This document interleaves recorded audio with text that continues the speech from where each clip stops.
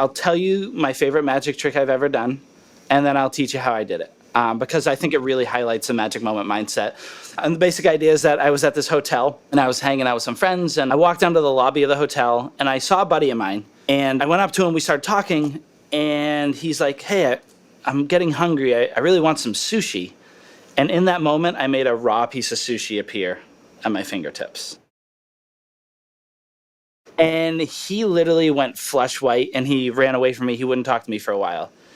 And it was one of my favorite reactions I ever got. And it wasn't really a magic trick, because I'm gonna break down what actually happened.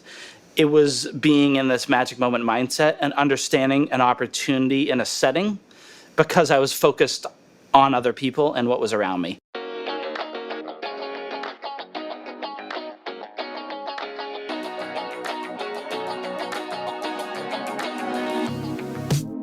Welcome to Big Energy. I'm your host, Kassi Underwood, here to give you a dose of that good energy and talk with people who do it best. Each week, I bring you the knowledge we need to be the forces of nature we came here to be. Today we have our first and quite likely our only magician on the show. My good friend Jeff Kaylor is here today. Jeff is a world-renowned magician and author of the forthcoming book, Creating Magic Moments. And he's here to teach us how to use the magic moment mindset. Jeff has been on a tour of the world performing magic and speaking in over 350 cities in over 30 countries. For the past 12 years, he's created award-winning magic illusions used by thousands of magicians across the planet. Jeff regularly performs at the world-famous Magic Castle in Los Angeles and is currently on tour with his signature speech, Creating Magic Moments. He's performed for Nike, Disney, Tory Burch, celebrities, and royal families. Recently, Casa Loma in Toronto built him his own theater to perform close-up magic.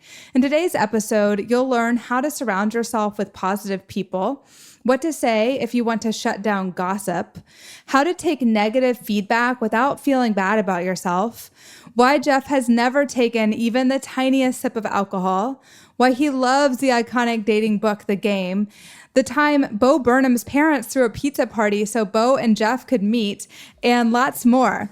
Enjoy the show, everybody. Jeff, welcome to the show. Thanks for having me. So the thing that we didn't tell you is that the show is completely live. I'm just kidding. Oh, no. I'm so glad that you're here. It's such a pleasure. You are honestly one of the most fascinating and brilliant and talented people I know. I'm just so stoked to bring your genius to all the people who listen to this podcast. Thank you. I'm excited to be here. So I wanted to start with talking about something that you say at the beginning of your book. You write that every time you perform magic, you always get asked the same question. Jeff, can you teach me a magic trick? Then you turn the page of that book and it says in big, bold letters, no. So Jeff, why will you not teach us a magic trick? People don't really want to know a magic trick. They want to make people in their lives feel the way I just made them feel. So like that same sense of wonder and amazement. So that's kind of a joke in the book, that big no in big, bold letters. But, you know, it's fun to let people in on the wonder in a different way other than actually teach them a magic trick, but in a way that they can really relate it to their life and their business or whatever it is they're going through. Yeah, so creating wonder and magic in everyday life. Exactly. Which is super special. Through talking to you and just knowing you, and we've spent like a lot of hours together throughout the pandemic. We were basically working together every day on FaceTime on various projects. Mm-hmm. I really got to understand how you think. That's a scary thought. It was terrifying.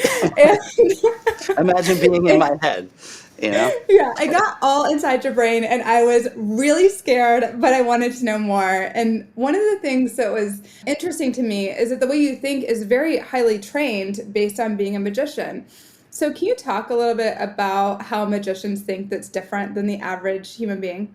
Yeah, interesting. I think we're just so used to understanding people in a lot of different ways because as a magician, we're approaching random people. We are doing things that they can't completely understand, but we have a full understanding of the workings behind it all. But you're tricking their brain into thinking something impossible is happening right in front of them. So you start to see like little things in each person, and you start to just understand people in a different way. In college, I have a degree in cinematography, but I did so much magic that I almost feel like I have a degree in psychology now, because you just start to understand people and what they're about to do. We're just thinking about how someone is going to perceive something and how someone's going to react to something, or we're trying to be multiple steps ahead of that person, kind of like a chess game in real life. If I were to think like that, I would literally lose my mind if I had to be that calculating.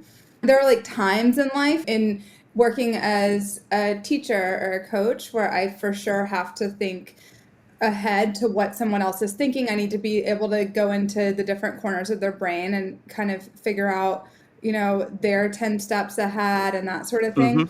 I almost feel like I'm not thinking about it. You do it so much that you get really, really good at it, to the point where you just know it. It's like just like a part of you. And it's the same with with coaching. I'm sure you learned all these techniques over the years, and then it all just kind of comes together. But now you just know the thing the person needs to hear. Or because they do something, oh, this is where I need to go with this. Or for me, it's like, oh, this is the type of person, this is the trick that I think this person will respond to the best. It's like I have my craft down, or hopefully you have your craft down so well that you're just in flow in that moment. Totally. Do you ever want to turn it off though? Like, do you ever just not want to have to think like that? Can you? Yeah, I mean, I guess so. But it's part of life. It's fun. It's like a creative way. It's like you're looking at every situation creatively.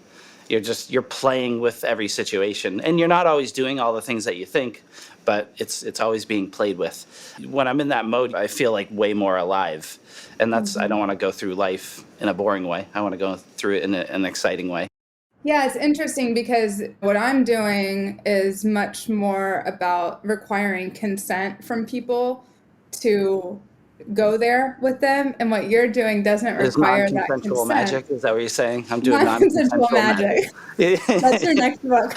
I've seen people do that. We actually kind of joke about that because, some magicians, they don't always have the awareness, and they'll be doing way too much magic for someone, and it becomes non-consensual, or they'll just go up to people that just don't want to see it, and they don't get the cues. But that's a big part about being hopefully like a great magician, which is what we all want to be, is that you want to be able to understand and pick up cues. A lot of us learn magic to develop social skills. So we might not have been the most aware person or stuff like that. So we use magic to make that connection with people. The awareness isn't always there. Yeah, I remember you telling me about this issue with magicians where sometimes there's just too much magic. Don't say it. No. Wait, what's that? No, you're going to get me in trouble. No, I wasn't going to tell any specifics. Don't worry. I was just thinking about this when you were just talking about how some magicians start doing magic and they don't know when to stop. Yeah, but we all have that problem because, for me, I was pretty introverted growing up. So magic was the thing that allowed me to, get in front of people and feel comfortable with people. Magic becomes your, crutch. So you just keep doing magic and you don't stop, because when you stop, you don't have anything else. You're not interesting anymore, which it's kind of fun, because when I got to that spot and I was like, I don't want to be just doing magic all the time. How can I be interesting and exciting? And how can I be magic when I'm not doing magic? Which has kind of been the study of my life, how to be interesting when you're not doing magic, how to create magic moments. And that's where the whole Creating Magic Moments book and, career path transition into for me. Yeah. So let's talk about the Creating Magic Moments book. And so much of what you teach is about how to create this in our lives. Yeah. I love, first of all, that this came from a place of creating social currency, or just social lubrication, a way to actually talk to people.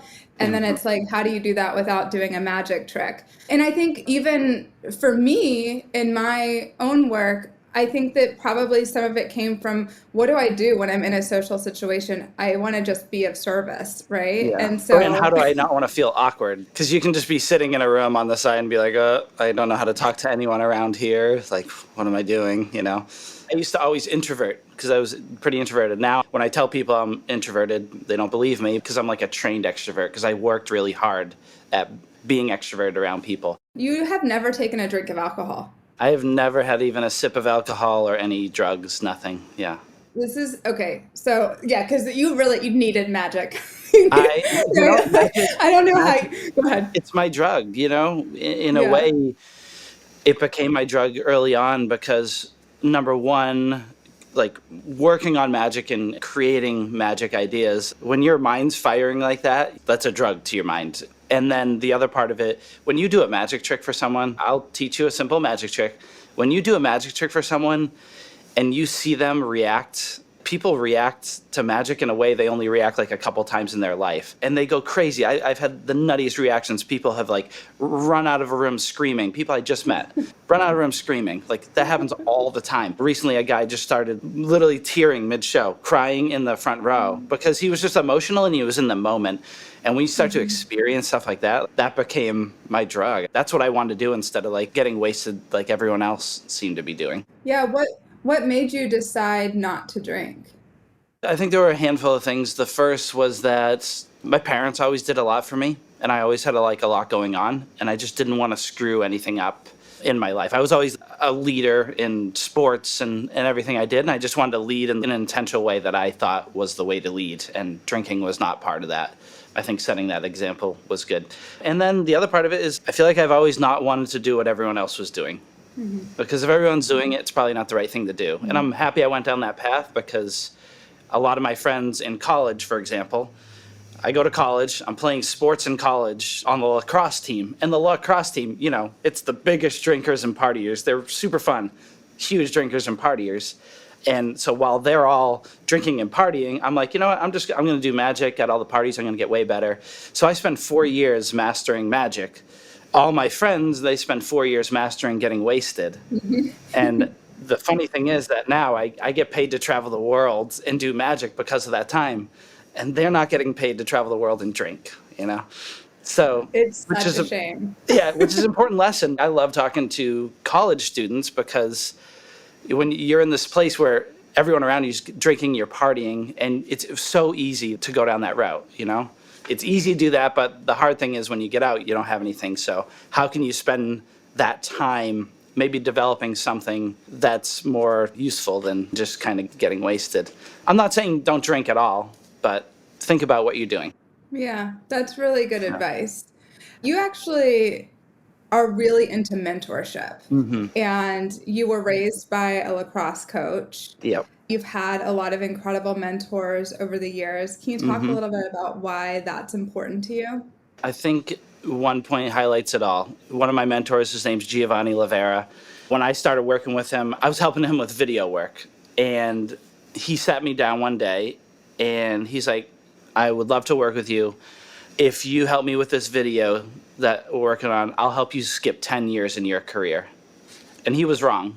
I feel like I skipped more than 10 years through working with him and watching him and seeing how he was succeeding and failing and listening to his stories and kind of unpacking his brain. And a lot of his things stick with me. Him and my other really big mentors, Michael Amar, who's an incredible world-renowned magician. Those are the two guys that really had a huge impact on my career, especially in magic. But one of the things in mentorship that, again, I love talking to college students about is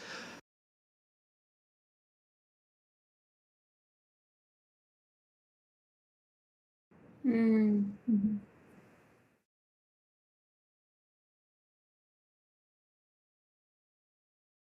design and all these different things. So I started learning all those things and figuring out how to use those to help that person in a very genuine way. And in the end, it turned into me touring around with these mentors. Yeah, yeah. Well, it's an intention that you were bringing to give more than they gave to you. Whether that would be possible was Yeah. beside the question, right? Yep. Yeah. And it shows up in so many different ways. But if you're looking, one of the things I love is just thinking about the opportunities in the moment. The opportunity there isn't just for me to learn from them. It's, I could help this person out a lot in different ways and become so valuable to them that they need me around. And then being around them is just going to make my brain expand so much and my network and everything. So the setup of that was basically that you were being of service to them for free. Yeah, I'll tell you where it kind of started. Yeah. When I was in college, I was working on a lot of magic, and studying a lot of magic. And I had this series of videos called Easy to Master Card Miracles. And it was by this guy, Michael Amar. And a lot of the magic I did in college, I learned from these videos because he's an amazing teacher. I came up with an idea based on something that was on one of those videos. And I ended up sending Michael an email. And we started talking over like about a half a year. And eventually he's like, hey, I'm not touring right now. I would love to work on this project with you that you brought to me. Can I fly you down to Florida? And at the time I was playing lacrosse. It was Division I, so it was like pretty intense. And I'm like, I'll have to wait till after college. And he's like, can you come down next weekend? And I was like, let me talk to my coach. And my coach's like, yeah, you got to do that. It's a huge career thing. And I flew down and I got to work with Michael Amar. And when I was with him, I was like doing a lot of the video work. We were doing everything. But I became kind of close with him and his family. And then he's like, hey, I'm about to go on tour next year. When you're out of school, I would love to keep working with you. Would you want to like tour with me? My wife can't tour anymore because we have kids. So he ended up taking me on tour, and I got out of college and he took me on about a 250 city, 13 country tour where we were doing lectures for magicians and teaching magic to magicians. And through that process, I helped him with my video skills develop this lecture tour. And he sat me down too. He's like, hey, what would you like to be able to make on this? And I was just out of college. I'm like, eventually it'd be awesome to make like $1,000 a week. He's like, I'll tell you what, I'll pay you $500 a week and we'll work to that point. And at the time, like, that was a ton of money, $500 a week. Yeah. And I would have paid a ton to travel with Michael. I would have paid so much money for that. Any magician would pay. People were paying him thousands of dollars to work with him. It was just a crazy experience. But very quickly, I started finding value in creating magic products and devices. And I ended up eventually making him a lot of money while we were traveling. So instead of him paying me, I was like, I created enough value where he's making money every time I'm with him. So it would be crazy for him not to have me with him. Right. That's incredible. And it really goes back to that mindset of trying to give more value than they're giving to you. That's so endemic of how you talk about life, Jeff, because you often talk about being others focused. And that's really a mindset I know that I have to train myself to think with every single day. I think most of our tendencies, like I wake up thinking about myself. And so waking up and making the shift to thinking about others is such a path to happiness. And it's so big in what you teach and talk about. Yeah. And I was super lucky because my first mentors were my parents. So my entire life, since as far back as I can remember, that's how they woke up. They woke up others focused. And, I feel like they were the original creators of magic moments for me in my life, for me and for everyone around. Like my dad is a coach, coaching everyone and building others up and giving people what they needed, whether it's maybe they need discipline, maybe they need just a hug, whatever it might be. Like he was that guy. And same thing with my mom. She filmed every game I ever played in any sport. I have a video of from my whole life. It's insane to be able to look back. So she was filming all that. And then they would have, after our games, we would have pizza parties, basically. You could come over after any game. My parents would get everyone food, and we would all sit down and watch the game films, which was an amazing experience because my dad would sit there and he would play this video, but he would keep rewinding and he would show you what you were doing wrong and then more importantly show you what you were doing right and celebrate that, and you got to see that. And so even now in magic, one of the things I do is I watch game films. And what do I mean is, like, if I get my speeches or magic shows filmed, I'll go back and watch that and I'll be like, hey, this went well. Oh, I said a cool line there. I could use that again in like a different show. Or oh, this part didn't go well. What can I do if that happens again? That's how you get better. So first of all, incredible that your parents instilled that mindset in you and that your dad was able to model for you, going back and reviewing how you did. I think that so many of us go into, I can really go into like, oh my gosh, oh, I'm so embarrassed that I did that. Oh, I wish I could go. So how do you keep from judging yourself when you're going back to watch the quote unquote game films? How do you keep from judging yourself? That's interesting because sometimes there'll be something you do and it is a cringe-worthy moment. Yeah. But the only way, the only way to fix that in the future is to look at that. Well, what's the alternative? Let's look at the alternative. let's say you do have a cringe-worthy moment you don't want to look at. What if you just keep doing that? That's the Right. alternative. So instead, you can go and actually get the feedback. I think people really struggle with feedback and sometimes giving the feedback because they give it in a way that's really harsh. I got a great example. The first time I performed at the Magic Castle was a really interesting experience for me. And we can talk more about the Magic Castle and what that is later. It's like a really prestigious thing for magicians to perform at. But first time I performed there, it was the first time that I wasn't doing walk around magic where I'm mingling with people. Instead, it was like a set show. And I did a show and it was going well, but there was a guy in there that was there all the time. And he's like, hey, I have some feedback for you if you want it. And I went up to him. I was like, I will 100% take that feedback. He's like, cool, meet me here tonight. And I met him there tonight. And right before we went into this room, what I said to him was, I was like, hey, nothing you say will offend me. So I just want you to tell me like you see it. And I will think about what you say. And I will think about what works, what doesn't. And we'll go from there. But I don't want you to hold back. And he completely ripped my show apart. Completely ripped it apart. To the point where I had a friend that was in the room with me. She had to leave because he was ripping it apart so much. But the whole time I didn't care because I knew like what his feedback was going to make me so much better. And I thought about the feedback, and most of the stuff was great feedback. A few of the things were like he was on his high horse there. He just wanted to say something cool and important. But a lot of it was really great. I go out the next day. I implemented all the stuff. He came back to the show and watched it. And right after the show, he came up and he's like, thank you so much for listening to my advice. That was so much better. And I felt like it was better. And to this day, that was like, 15 years ago. To this day, I still use the advice he told me in that setting. But I wouldn't have got that advice if I wasn't open to it and just not offended by it. And that's why I told him, I'm not going to be offended by it. Just say whatever you think. I want to hear what's actually on your mind. That's incredible. This actually reminds me of something about you that's so interesting, and that you don't let yourself go into these negative mindsets, even That's from my parents. That they my whole life, everything was about the positive end of things. They kept it to the positive side. That's not saying negative things didn't happen. Negative things happen, but I think my mind just always goes to the positive side. Where I think a lot of people in this world, they go the other way. They want to be offended. Right. Wayne Dyer, he would always talk about, if you go into the world looking to be offended, that's what's going to happen. A lot of people go into the world looking to be offended. So instead, I go into the world looking to be excited about things and to be positive. That's it. Totally. And you really do. I remember having conversations with you in the past where I've been like, but wait, Jeff, what about when you start judging yourself? It's a totally different perspective from how you live. And I think that that's trainable, right? I think that we can all train our brains to think like that, to really Absolutely. just say, like, give it to me. What feedback do you have? Even if somebody's completely ripping apart what we just did in public in front of other people, that we can just receive it, fix it, and carry on without needing to go into all this resentment, worry, obsession about what other people think. You can just stay Which is in that easier said than mindset. done. But But is it? That's kind of what I'm wondering, though. Honestly, talking to you right now, because I think maybe we just make it hard to stay in that mindset. Maybe it's just a choice to every day learn to think from that other angle, where it's actually more difficult to get yourself into self-judgment than it is to, right?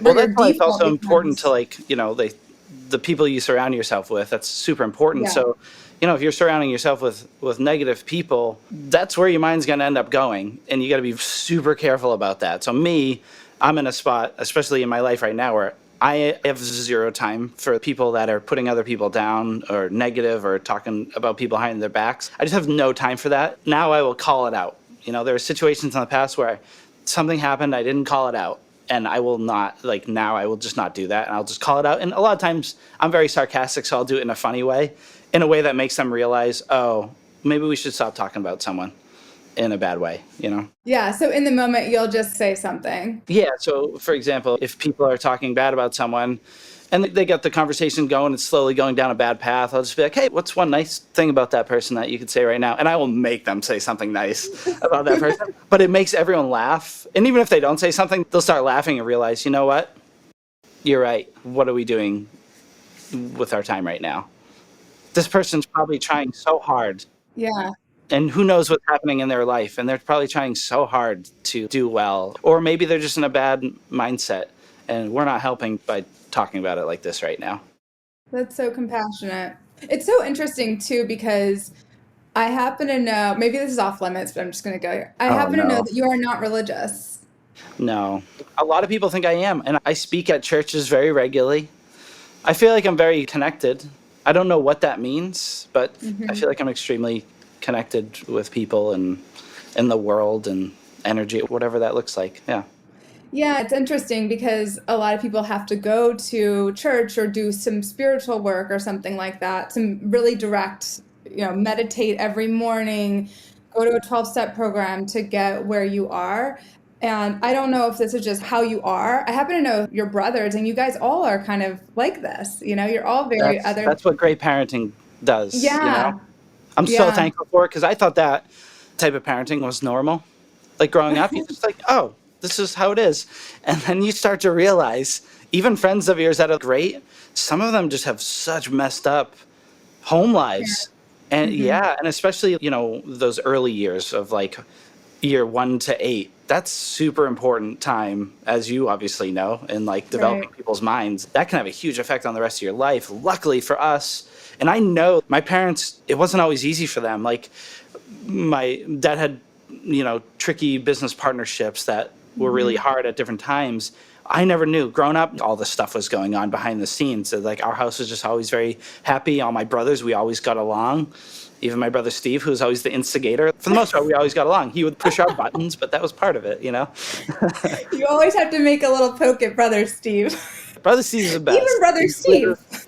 Even Brother Steve. Well, he was always the instigator. Tom, my oldest brother, is the one we all looked up to. So my whole life, I luckily not only got to look up to my parents, but my oldest brother, who is one of the nicest, easiest guys to get along with ever, I got to look up to him, and he was an incredible athlete too, and someone that everyone looked up to. And then my brother Kevin, who I went to college with, he was a star athlete, 2-time All-American in high school. Being around these brothers that are like kicking butt and also super positive, and the ones that all their friends like and want to be around. I had so many great examples. So if I turned out bad, we have a problem here. You're given every opportunity for this to go right. And also, on a side note, I was the only one of them that didn't drink. So I had many prime examples of what not to do as well. And the youngest, yeah, totally. Yeah. So let's talk for a minute about, because I think probably now people are like, how do I become like Jeff? And how do I learn how to bring these magic... Become like you, and not me, You know what you need to become like. Well, how do I bring...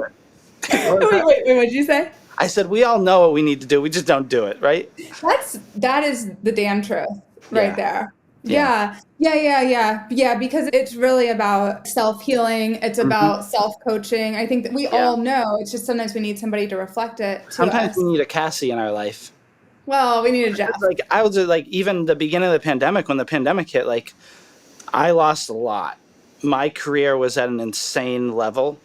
And overnight, I lost 200 shows, a cruise ship run, 5 speeches in 3 countries. Like, that was all in 3 months. And let's not forget the castle. Yeah, like a company built me a theater and a castle in Toronto. Like, it was like career was so on fire. And I had moved out to LA, and just so many things were firing. And then right when I'm about to go into all this, the pandemic hit. So that's when we connected extra in that time, because we end up having all this strange free time. So we end up helping each other. But you helped me finish writing a book. For me, it was like, if a global pandemic didn't happen, I wouldn't have finished my book. So it only took a global pandemic to finish it. But there were so many days we were like, basically we would trade off. We would work on your stuff for like 8 hours one day, sometimes even more. It was insane. And then we'd flip it and work on my stuff for like 8 to 10 hours, whatever. And we would go back and forth. But there were so many times during that. And I think you, just as a coach, and I don't know how you do it, but you would like voodoo mind trick me, because sometimes I wouldn't really feel like working on my stuff. And then you would make it fun, and you would be there with me, and we would work through it and talk, and then we would get back on track. I feel like you reeled me in so many times, and that's why it's so important. I'm super thankful for you in that time, and it was just so fun too and rewarding. Oh my God, same. It was Yeah. so fun. And I don't even know we would just Imagine if we we would spend kept the doing that first for 2 hours. for another like year. What's that? We should have kept doing that for a whole nother year through the whole pandemic. Then we would. I know.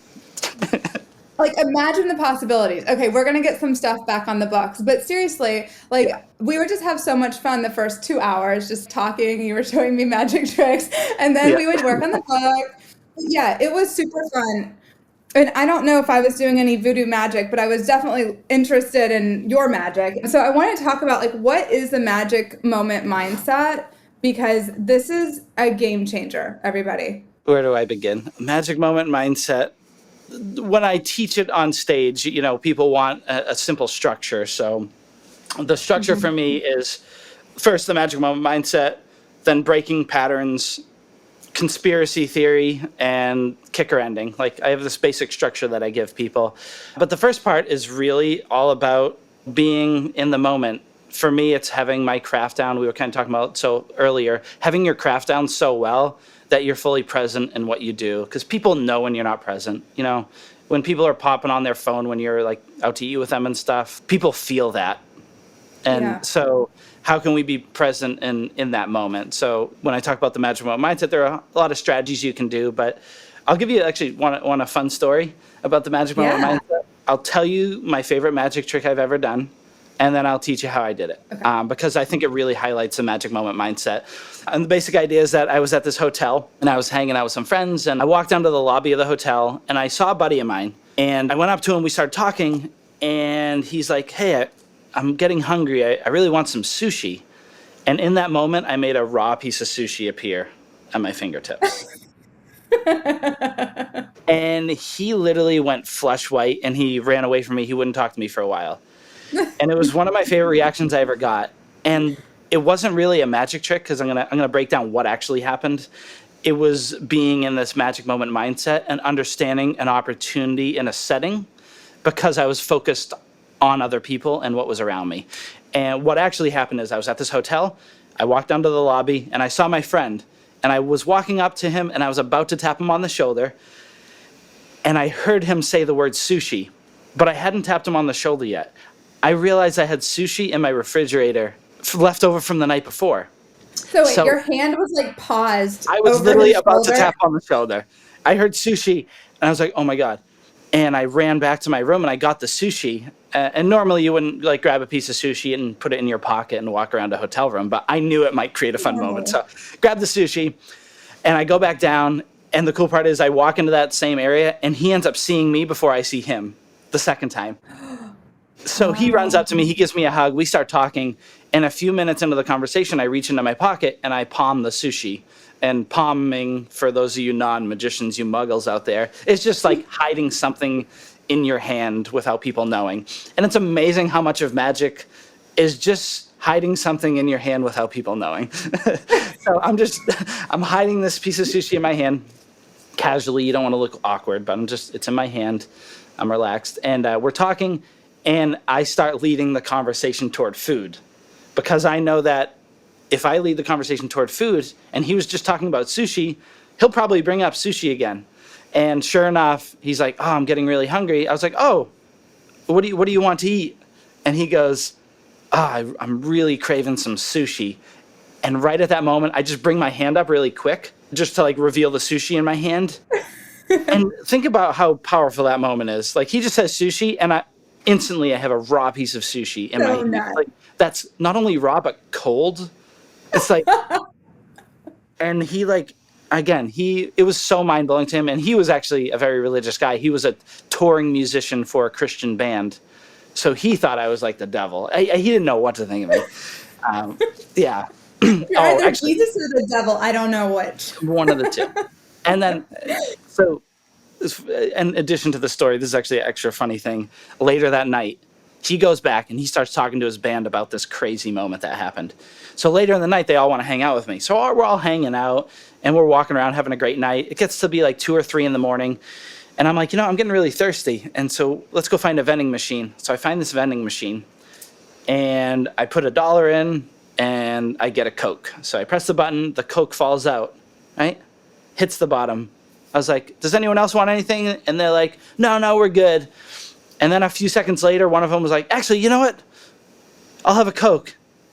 I kid you not, in that moment, the machine somehow messed up and another Coke fell out of the machine. These guys went ballistic. Like, I can't even tell. It was like the best thing that ever happened. And I just took credit for it. I was like, I was just like, you just step back and you let them react as if you did that thing. And that moment for us, like I ended up going within the next year and a half, I went to all of their weddings. And it was all really from that one night of like creating these crazy moments. But all of that happened because I was so focused on the world around me and what was happening and not in my own head, like thinking about myself. Yeah, it really is all about paying attention. I mean, for you to hear somebody say, I want sushi, and to stop your hand from tapping on their shoulder, that's some serious attention paying right there. I'm And not, then, and like, I'm not saying like, hey, I think all you listeners should go out and get a piece of sushi and just carry it around till someone says sushi. That's like not at all what I'm saying. What I am saying though is that in every interaction there are opportunities around us, and if we just listen, we know what they are. It might just be like a question you have to ask someone. It might just be like this person just needs a hug, or they might need to be there with you. You don't have to do anything crazy. A lot of times it's like a very simple thing you can do to make that person feel like you're there with them. And it could be as simple as like, I'm not going to bring my phone with me the next time I hang out with this person because I'm just going to be there with them fully. That's it. that's a really, really powerful one. One time you went somewhere and then you came back and we had one of our sessions. And I don't want to give too much because I don't want you I to. never know where you're going with these questions, so I don't know where this is going. It could be a magic moment, Kind of Jeff. nervous and excited. I have no idea. So you went out with some friends, you came back, you went on a trip, you came back, and you said that you were with a guy and his wife, and you said that the husband missed so many opportunities. And I'm trying to remember exactly which went one. to Do you a know the concert. specific reference that I was talking about or You no? went to a concert. Do you want Oh me to my tell you which goodness. concert? Oh yeah. Okay, Yeah. so can you just tell us about some of the opportunities missed in that? Because this is about relationships. Yeah. Wow, I feel like there's so much to unpack with the specific. They were already just having like relationship issues. I didn't know that going into it. I just agreed, like this person kept trying to get me to go to this concert and I'm like, I'm in. And I went with this couple. And the female in the relationship, super fun. I just being around her, she's a blast. And the guy's a bit more introverted and to himself. But anyway, we go to this concert, and he gets us like tickets to this concert, which is like a really well-known musician. And so we get there, and he has a lot of access. We could meet the people, whatever. So we get there, and they let us in, and the guy just kind of has a bit of an attitude with us. He's like, oh, you guys can just go in this area. Here, a couple drinks. All right, you guys can go. Like, he just made it like, he's just, you guys are bugging me to be like back here. Instead of being like, hey, you know what? I was able to like get some extra drinks for you guys. Oh, after the concert, hey, we'll bring you back and I'll have you like meet the people or whatever.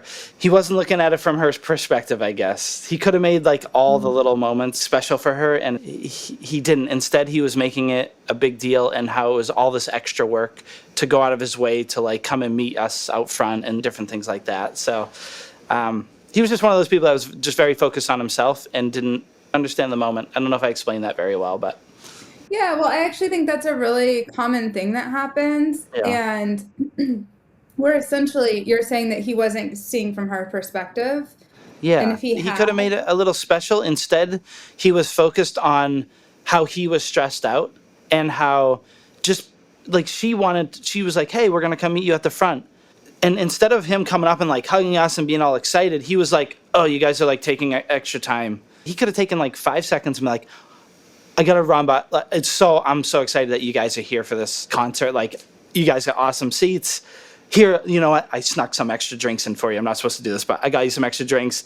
And instead, he just like all of it was just like, and I was thankful because he did like get us into it and stuff. But I felt bad for her because she like turned away. She's like, oh, I feel so special, like very sarcastically. Because he came across as very annoyed by like her asking to come see him instead of like, I am so excited that you're here, seeing me do my job really well. Yeah, and it reminds me of this question. So there was an expert that was being interviewed by Entrepreneur Magazine recently, and he was talking about how everyone has an underlying question they're always asking, whether you're aware of it or not. And what he said was that Will Smith, who I love, his underlying question is, how can I make this moment more magical? Talk about like a positive human. Oh, well, I'm You know, like obsessed with Will Smith.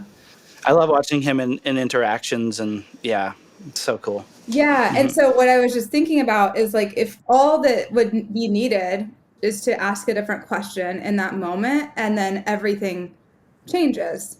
The way I see it is the Yeah. bar is so low in this world to create magic moments, and they don't take a lot to do. Like one little thing that you could do or say could completely change someone's not only like day but like life or year. Like I've had people say stuff to me in the past that just, or that were just, they were just excited for me or for what I was doing, and that gave me energy, and that took me down a certain career path, you know. And we Yeah. can be the person in someone else's life to do that, which is why, like, as you as a coach, you probably feel this all the time when you start helping people like overcome these little blocks that they've had forever.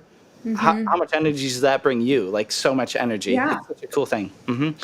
Yeah, that's why I do it. I love to see the vision with someone else. I love to see where they're going and to feel as if they've already accomplished it, and then just to clear all the energy that's blocking them from being there. One of the questions I've heard you pose is, how can I make someone else look good in their life? Yeah. And this is such a powerful way of thinking because it's totally the opposite of how most of us think. Definitely the opposite of how I have thought in my life, which is usually, I train myself to think differently, but my default mode is how can I look good, or even how can I not look bad? What I teach is about the releasing the fear of what other people think, or teaching other people to release the fear of what other people think of them. But I think that what you're doing takes that to such an enlightened level, because you're thinking about how can I release somebody else of the fear that other people won't think that they look good right now, right? Yeah. Like it's really powerful. Well, it's one of those funny things where I just love making other people look good. And there's just so many opportunities and ways to do that. But in the end, it ends up coming back to you. Like if you make other people look good and feel good when you're around them, like they want to be around you. They end up like loving you so much more. It's one of those like really funny catch-22s, because there's a lot of people in companies, they're like, oh, I'm happy that person didn't do well on this thing, because now they're not going to look as good. Now I'm going to like get a promotion or whatever, which is such a toxic attitude to have. And the problem is across the board, a lot of times that's the attitude. But that's why I love going into companies and talking to them about, hey, all right, how can we make someone look good in this setting right here?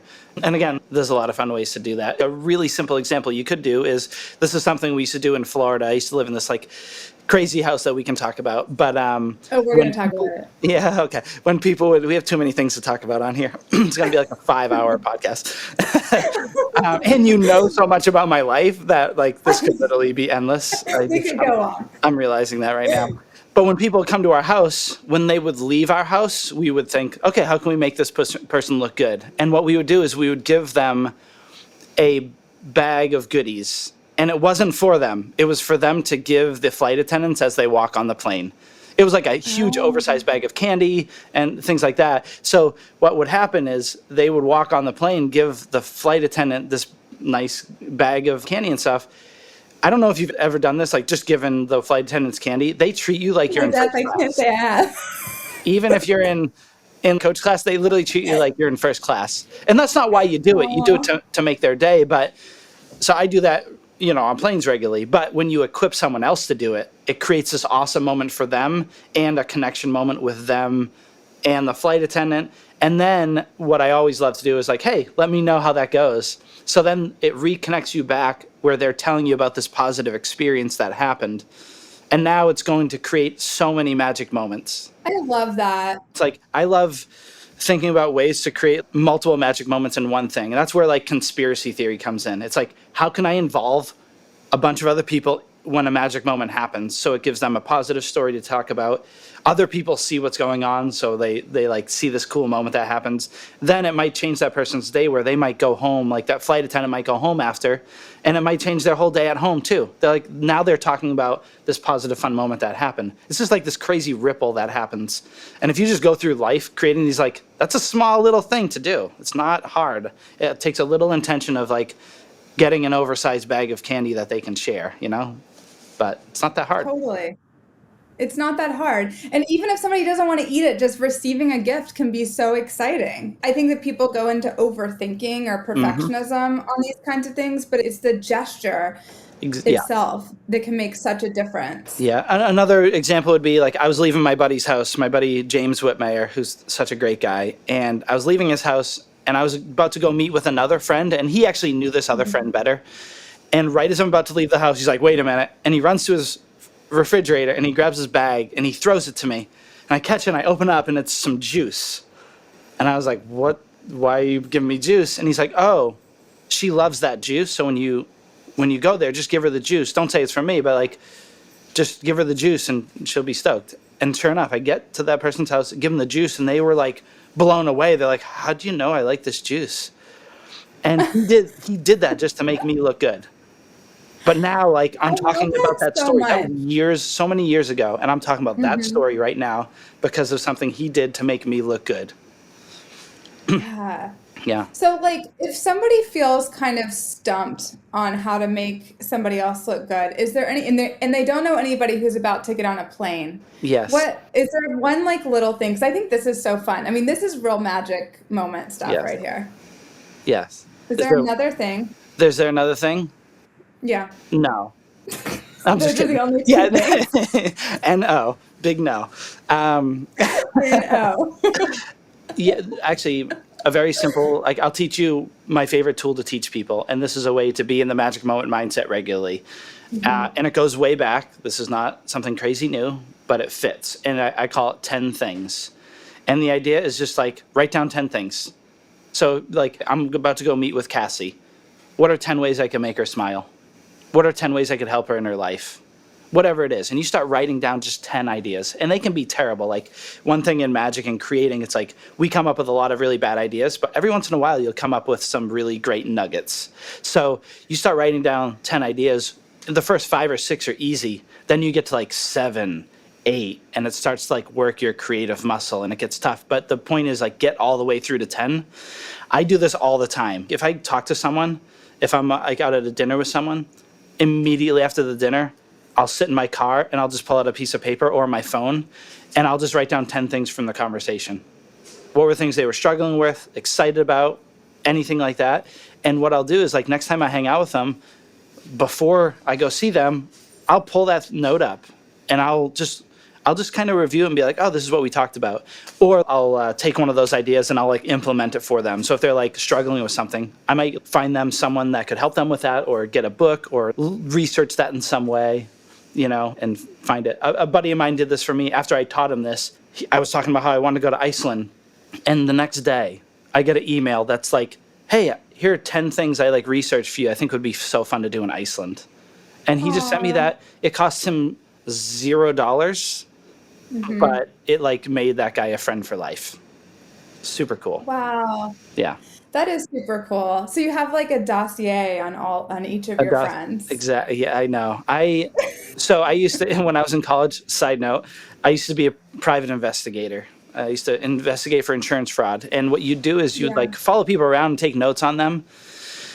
But it was kind of like, for me, it didn't feel quite right, because you're getting them busted for something, they should be wearing that neck brace and they're not. But how I use that now is like, how can we take notes on our friends in a way that builds on our relationship, makes them look good, helps them in their life? That's the friend I want to be.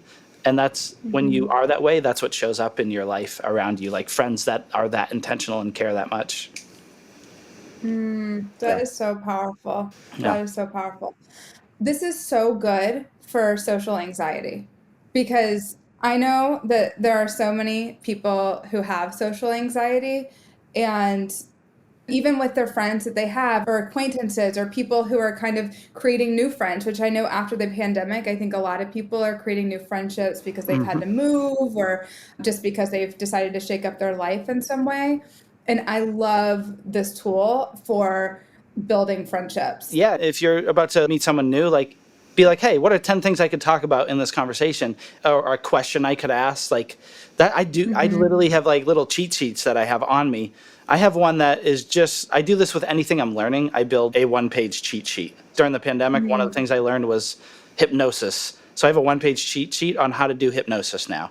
But one of them is like, I don't want to call them social routines, you could call it, where it's like, here are all these questions I could ask people. They are, fun stories I could talk about. In comedy, when you first learn comedy, you start creating a funny story file.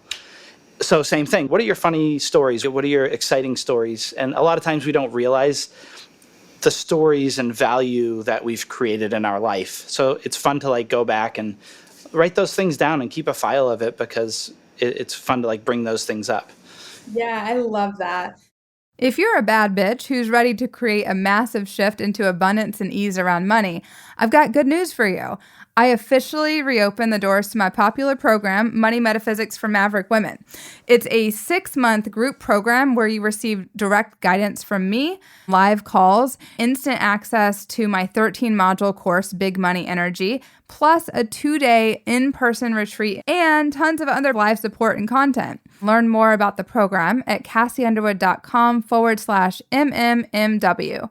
Check it all out now and register at kassiunderwood.com/MMMW. So I want to talk to you about something that I happen to know about you.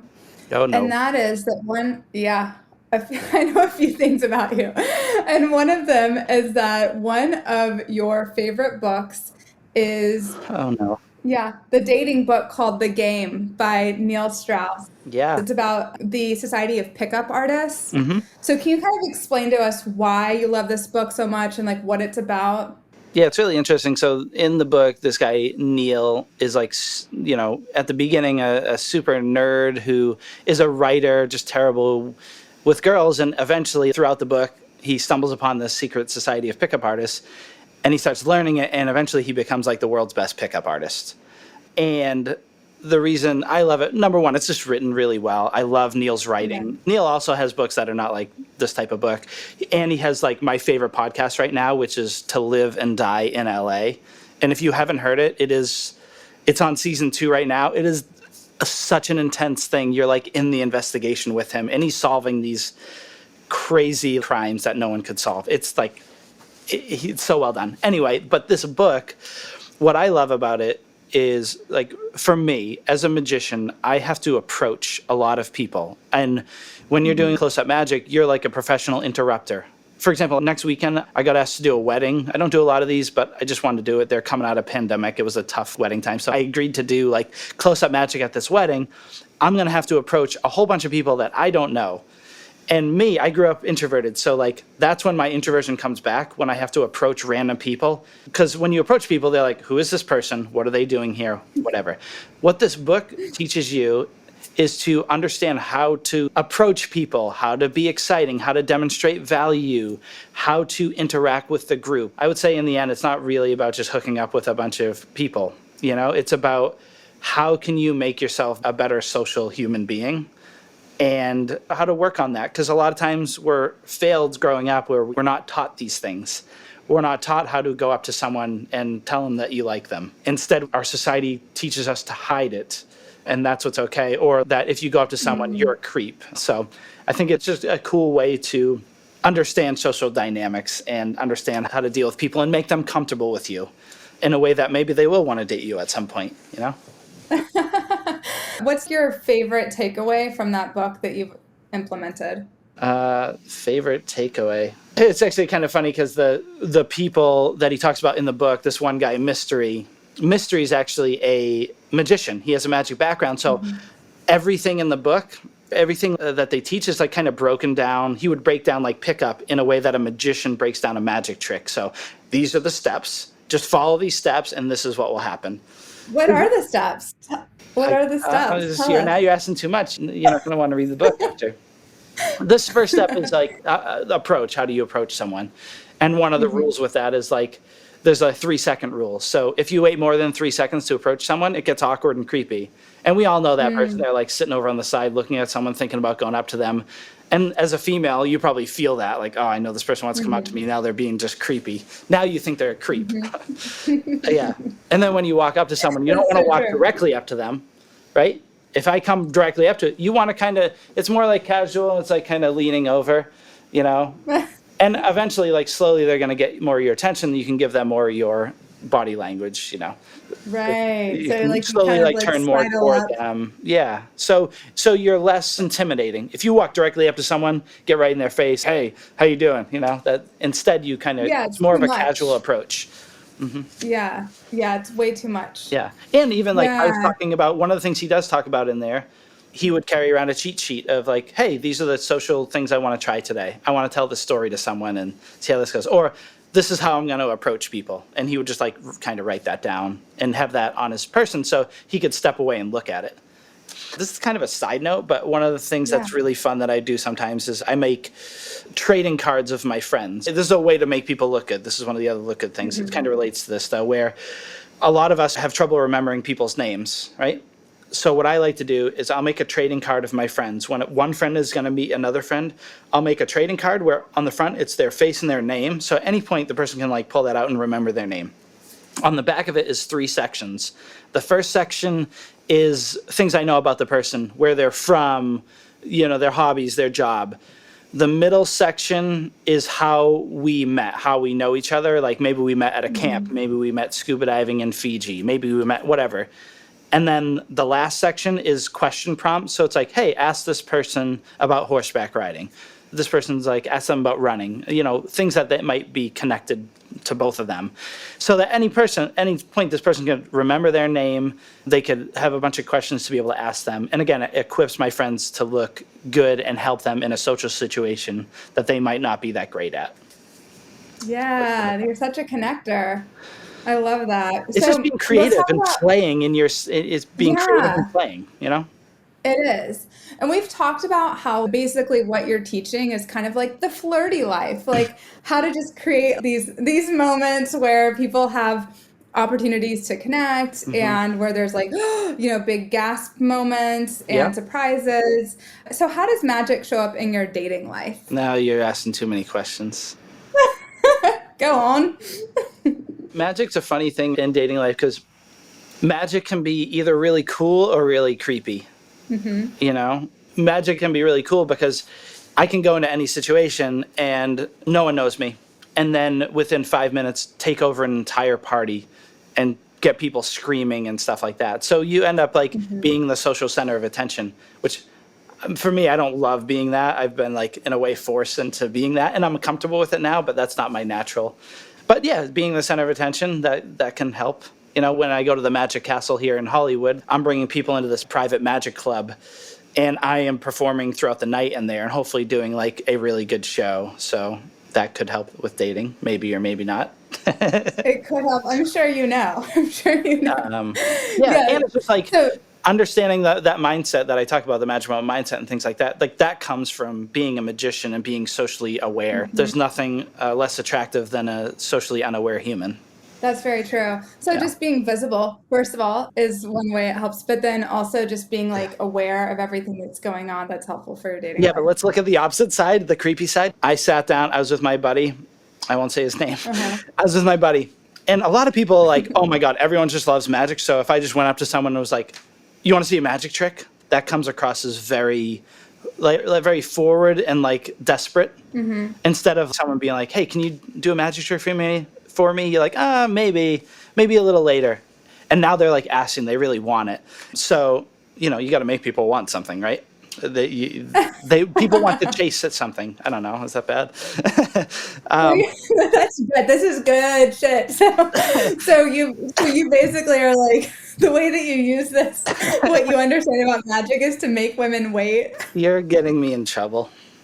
I'm not getting you in trouble. No. I'm just revealing. No, I think you want to make it exciting. Yeah. Like girls want something exciting. They don't want boring. Yeah. They want something that's actually truly exciting. And So why not create that? Why not give them the story like that they can tell people? You don't always have to do that, it doesn't always have to be crazy, but every once in a while, do something really fun, do something cool off the Doesn't wall. that get exhausting though? Does that get tiring for you to have to like create Doesn't a it get chase? exhausting being boring?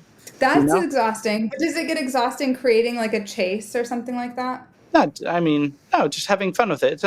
A chase could be like a simple little moment. It's not like anything crazy. Right. It's a fun back and Yeah. forth. It's a flow. You know when it's too much. But so back to the other creepy magic thing. Like sat down at a bar with my buddy, and we were next to these other two girls. And my buddy looks over at one of the girls before any sort of interaction, just looks at her and goes, "You want to see a magic trick?" And I just like hand and face, and she just slowly doesn't say a word, is looking at him, but slowly grabs her drink and puts her hand over the drink and brings it toward herself. So I think that demonstrates how like creepy magic could be, Yeah, totally. And I think that it's funny. Yeah, there's like a really fine line between magic and creepy, Yeah. I guess. Like and it's like either amazing or it's like, could go the other way. Yeah, but there's that's nothing more powerful or creepy. It's not really creepy, but there's nothing more powerful than going up to a complete stranger, having them think of a childhood friend and telling them the childhood friend that they're thinking about. wow. Now that's part of what you do. You mind read now, right? Maybe. Yes, I do. No, I do. Yeah, I've done that for a long time. Mind Can you reading. do it right now? No, maybe. Why? Well, it won't come across. It would come across on video, but not on, Can you try to guess one of my childhood friends? no. I don't want to freak you out too much. Oh, okay. So you're just making me wait. Yes, I see what you're doing here. So now I like can't wait, and we're gonna get on the plane. We're gonna Is it yes, and working? you're gonna guess my childhood friend. Yeah, You're going to be so yeah, blown away. yeah. You're going to want me to meet all your friends, Exactly. And He that's the other part practices of the what he book. If preaches. someone's in a group of people, how can you make the whole group comfortable with you and the friends like you? Mm-hmm. When you're in a group of people, it's just from the game book, is like, how can Yeah. you enter a group in a way that makes everyone comfortable with you and makes them approve of you, So you're not like the creepy guy that just kind of tagged along. Yeah. So you've actually worked with a lot of celebrities and high profile people over the year and done magic for them. And one story that I would love to hear, because he just had his amazing Netflix special come out, is when Bo Burnham's parents threw a pizza party so that you could meet him. So That tell was- us more. First of all, before I even talk about like that, Bo, I have watched his new special at least 15 times. I think it is It's incredible. it's hard to even say how good it is. And not only that, what I appreciate is how hard something like that must have been to make. During a pandemic, Totally. you can see him throughout the special struggle. He's struggling, but he's continuing to create, push the ball forward, even if it's like not something he'll ever show someone. He's working at it. So like that creative process, like if I showed you the other half of my room, the creative process, like my table looks insane. I'm working on tons of magic and new ideas and courses, and I'm creating all these things. Like it's hard to do that. The easy thing would be to just go and watch a TV show and stuff like that. But to get yourself to sit in a room and create a special is truly incredible. And beyond that, like the music's great, the lighting cues are great. You can tell he has a bit of a magic background because like the surprise elements of what he does are just so good. I've never watched another comedy special more than I've watched this special. And I It's have really, the audio truly, yeah. running in a loop like all the time right now.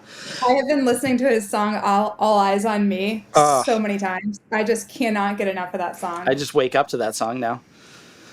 It's actually playing in theater, so I'm planning on going this weekend because I'm like, I want to see it on the big screen, and I want to support him too because to have created something that I've gotten so much value out of.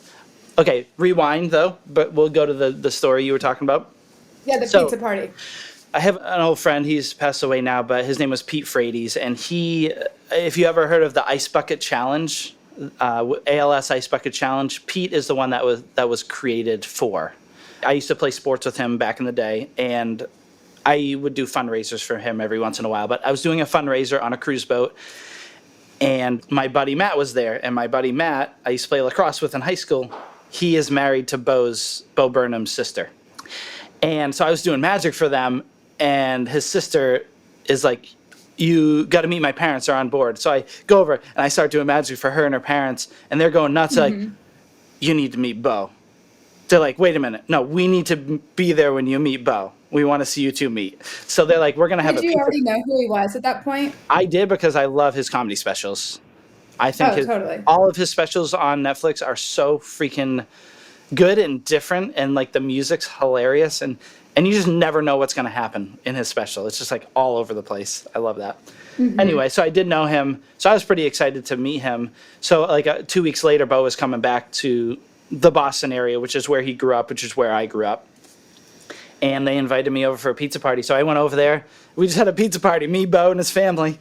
And I ended up doing magic for him. We worked on magic because he loves magic. But also, this was right after he was done with touring. He just didn't want to do it anymore. He was getting panic attacks on stage. He's just like, I'm done with stand-up comedy. Yeah, we just had like a really fun, cool night. And he's so hilarious. And he's super tall. So he's just like a big presence, but he's just so freaking funny, even not in his specials. That's so fun. The whole family is hilarious and just super cool. Yeah. What did you guys do all night? There's a funny thing with magicians where you've loved magic your whole life, so you can just like talk about magic forever. So we did magic and talked comedy and just talked life and that type of thing. And yeah, it was just a really, really cool night. And we ate lots of pizza. Lots of pizza. I love how many times pizza has come up during this interview. I'm probably going to get pizza for lunch after this. Yeah, maybe I'll get some pizza for dinner. Sounds Perfect. Good. That's amazing. And it just goes to show you really do have that energy, Jeff, where you just attract the coolest, wildest experiences into your life. And I think part of the reason for that is water seeks its own level and like attracts like, and you are a creator of incredible experiences. And one of my favorite things that you've ever done is create the Magic Estate in Florida right after you graduated from college. So can you tell us a little bit about this wild and crazy place that you made? Yeah. So when I got out of college, my mentor, Michael Amar, who asked me to tour the world with him, he lived in Orlando. And I was like, you know what? I'm going to hop in a car. I'm going to convince a couple of my buddies to drive down to Florida, and we're gonna live together. And at the time, I'm like, you know what? I want to create the college lifestyle that I wish I had. That didn't revolve around getting wasted, but more about like building each other up. And so we get down there and we find this crazy property. It was a 7-acre property, about 10,000 square feet, and actually super cheap. I ended up doing magic for the landlords, and they're like, without any approval, they're like, yep, you're in. I made $5 turn into $500, and they said, okay, you have money. But we had not much money at the time because we were broke, just out of college students. So we initially moved into this house. It was 3 magicians, a stunt horse rider, a professional paintball player, and a model. That was how it began. And it wasn't all guys. Like, it was, guys, girls, different things at different times. And we started this house, and over time we started hosting events. So basically, I used to do open mic nights every couple weeks, and we ended up connecting with a lot of like Disney and Universal people. So it got to the point, this is gonna sound crazy, it got to the point where I could send out a text message, and the next day, 60 to 100 people would show up at the house. And I wouldn't know 20 of them. It's just like, people would, and that was okay. I just wanted to be open space. No one had to pay anything. You just had to show up with your gifts. And your gift might be, we had a little stage so you could get up, do magic or karaoke or sing or rap or spoken word. We had improv comedy and all different things. Or if you like, hey, I just like cooking things. Some people would come over and my friend Nicole would make like the molten lava chocolate cake, just like whatever you want to do. Or you could just show up and do nothing. You could just sit down. If you just wanted to like sit down in the corner and cry, that's okay. Whatever you need, you can come here and do whatever it is. So it was so incredible because what it created was a space where we would have 80 people at the house and maybe like 5 people would be drinking alcohol. It was crazy. People didn't feel like they needed that to fit in and talk and all that. And we didn't have anything against alcohol, but it became like a side note. one of my favorite parts is every single time we did an event or something there, someone would get up and do something that they've never done before. They were comfortable enough to get up, and it might have just been like sing karaoke for the first time. Or I had a guy that got up and did stand-up comedy for the first time. And it was just like, there were so many special moments like that. I was there for about 10 years. I really treasure that time. It was such a creative space. I developed a lot of magic ideas and devices at that space too, and just made so many connections. And there were also, it was just like a wild kind of space in terms of, there was like sets and like your room. I remember talking to you, this was years ago. I remember talking to you on Zoom or something. And you showed me your room was like a whole, there was like lighting and cameras and all my kinds room, of. I had 2 secret doors in my room.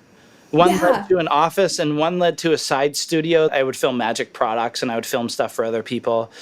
Did you have one of those doors that was like a bookcase? I had a bookcase door, and I also, my buddy Philip, made me this puzzle wall. It was like this wild thing that like interlinked with itself. It was super cool, and that's where the studio is behind that. So it was a place where you could play. I wanted people to come into our space and just shake their head and be like, what is going on here? And that's what happened every time. There was this company that filmed a documentary about it. It hasn't come out yet, but I think it's almost done. I never wanted it to be on video. I never wanted our place to be a social media place. I just wanted it to be a place where people could come and be comfortable and not film and have cameras in their face. There was this one guy that came in, and he walked in, and every time he met a different person at the house, because we're all in we all have all different, we had dolphin trainers and, again, stunt horse riders, all these different people. Every room he walked into, he's like, wait, what are you guys doing here? Wait, what? And he was just so blown away. And he's like, I want to film a documentary. And me and my business partner, Anton, who we founded the house together, we're like, this is the guy that if we were to film anything, he's the guy we want to do it with, because his childlike wonder as he walked through the house was at like an all-time high. And he just got it and understood. Oh, that's amazing. So the final story I want you to tell, I want to hear the story about how you created a magic moment for the guy who came to visit and you collaborated with his wife.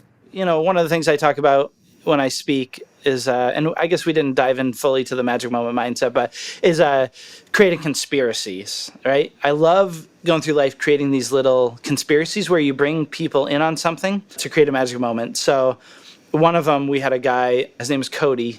And one of the things I would do is when people were coming to our house, I would secretly reach out to their significant other. And I would find out details we could not possibly know about that person, but I would tell them not to let that person know. So I told Cody's wife, don't let him know. But we found out like a handful of little things that we could put at the house. So the cool part is like Cody shows up at the house. And right off the bat, I developed a way of giving people like really cold or really warm towels right when they get to the airport, right? So like they get off the airplane, they come into the car, and we have a cold towel in the car in Florida heat. So we give them the cold towel. We get to the house. There's a red carpet going into the house, lit up on the sides with like fog and lighting and all that. They walk in, they get to their room, he puts his bags down, and we actually put photos of him with his family and his wife and kids. We just like kind of went on, Instagram and Facebook and stalked them and printed up photos and put them there. Photos that we thought were meaningful. He actually got like kind of emotional when he saw them because he wasn't expecting it. And then at the foot of the bed, he looks down and we had his favorite candy bars and some childhood snacks and like a toy that we literally like. He did not know how we knew that, but we knew because we reached out to his wife and created this moment for him to the point where he ended up calling her after and be like, hey, you're not going to believe this. They had these things in here. They have the candy bar that I eat every day. I have no idea how he knew that. And then like later on when he left the house, what we do is we kind of, as we talked about writing down 10 ideas, I wrote down a bunch of things while he was there that he was talking about. And one of the things that was important was his kids, and his kids love Star Wars. So we were at Disney. I went out, grabbed some Star Wars stuff, and I sent it to his kids like a couple weeks later to reconnect him back with the experience. It's kind of like the callback in magic. I love to like make someone remember the great, like, first of all, create a great moment and then have them remember the time that they had this great feeling and great moment. So like, when you send him that, it reconnects him back with the moment that we had with that person. And it also makes him super stoked that we got something for his kids and everything. But again, when you create that like conspiracy with the person in their life, like Now, every time that person wants to come back to our space, his wife was like 100% stoked on it because we brought her into the process. So how can we make them excited for them coming into our space and the people in their life comfortable with that too? And then we did like weird things. One last thing, we did the weird things in the experience where it's like, I like to look at an experience and think of the least exciting part of the experience and think about how can I turn the least part into the best part. And one of the things was like our bathroom. Okay, our bathroom is not an experience, so how can we turn that into an experience? So one of the things we did, we created a bathroom voiceover. Imagine you hear this booming voice come out of nowhere, and it just says, "Hey, it looks like you're almost finished.